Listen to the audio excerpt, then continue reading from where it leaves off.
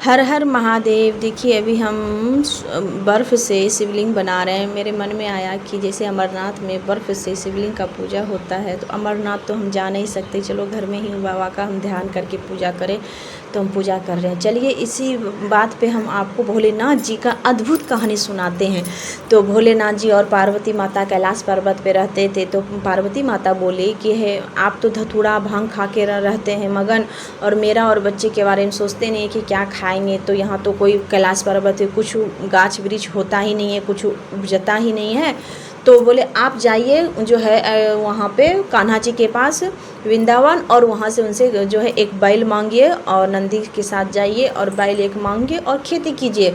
तो बोले आप जो वहाँ खेती कीजिएगा, आप जो बोलिएगा हमको ऊपर वाला हिस्सा चाहिए और कान्हा जी को नीचे वाला हिस्सा दीजिएगा। तो फिर गए वैसे ही बोले वहाँ कान्हा जी के पास जाके कि वो कान्हा हमको यहाँ खेती करना है, एक बैल दो और मेरे साथ खेती करो, आधा आधा दोनों लेंगे।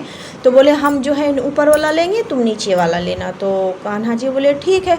तो खेती में लगाए आलू, आलू लगाए, आलू तो नीचे होती है, तो नीचे वाला कान्हा जी आलू ले लिए और पत्ता भेज दे दिए का महादेव जी को, क्योंकि वो महादेव जी खुद बोले थे हमको ऊपर वाला चाहिए। फिर पत्ता लेके गए आलू का पार्वती माता के पास। फिर पार्वती माता बोली ये क्या लेके आए हैं, तो भांग धतूरा के जैसे पत्ता लेके आए हैं, ये तो मेरे काम का नहीं है, हम कैसे खाएंगे और बच्चे को खिलाएंगे। फिर बोले कि फिर आप जाइए। तो फिर बोले, फिर जो बोले तो बोले क्या आप लीजिएगा नीचे वाला और कान्हा जी को दीजिएगा ऊपर वाला। तो फिर वैसे ही बोले कि हमको चाहिए नीचे वाला, तुम ऊपर वाला लेना कान्हा। तो कान्हा जी फिर तैयार हो गए। तो फिर लगाए बाजरा, बाजरा लगाए तो नीचे वाला तो उसमें खाली रहता है, जर रहता है, ऊपर बाजरा होता है। तो बाजरा कान्हा जी ले लिए और जर लेके फिर वो डंठल लेके गए महादेव जी, फिर पार्वती जी के माता। फिर पार्वती माता जी गुस्सा हो गए, फिर बोले कि ये क्या लेके आए। तो फिर ये भांग धतूरा के जैसा है पत्ता और डंठल, इसका हम क्या करेंगे, ये कोई खाने का चीज़ है, फिर कैसे बच्चे को खिलाएंगे। फिर बोले आप कि आप जाइए और बोलिएगा हमको बीच वाला हिस्सा चाहिए और नहीं बीच वाला नहीं, ऊपर वाला हिस्सा चाहिए और नीचे वाला हिस्सा चाहिए, बीच वाला तुम लेना कान्हा। तो ऐसे ही फिर बोले कान्हा तुम बीच वाला हिस्सा लेना, हमको नीचे वाला और ऊपर वाला देना। फिर कान्हा जी बोले ठीक है, इस बार मकई लगाते हैं, मक्का लगाते हैं। बोले महादेव जी ठीक है। फिर बैल से जोते खेत और लगाए तो मक्का हुआ, बीच में मक्का तो बीच में होता है और आगे पीछे डंठल रहता है। तो डंठल महादेव जी को मिल गया, आगे नीचे वाला और ऊपर वाला हिस्सा मकई लेके कान्हा जी ले लिए। फिर वो लेके गए तो महादेव जी मन ही मन मुस्कुरा रहे कि अब इस बार तो पार्वती माता खुश हो जाएगी, भारी है, लंबा है, देखने में बड़ा है। गए फिर पार्वती जी माता बोले क्या लेके आए, भांग धतूरा पत्ता जंगल की तरह, जैसे हम जो कोई समझ नहीं आ रहा, आप तो भांग धतूरा खा लेते हैं और ये बताइए हम बच्चे सब क्या खाएंगे हम। फिर जाके बोले कि हे भगवान इनको कुछ भी सिखाते हैं फिर भी वैसे मैंने अपना दिमाग नहीं लगाते हैं, कैसे हैं ये, कहीं इनके साथ मेरा कैसे गुजारा होगा।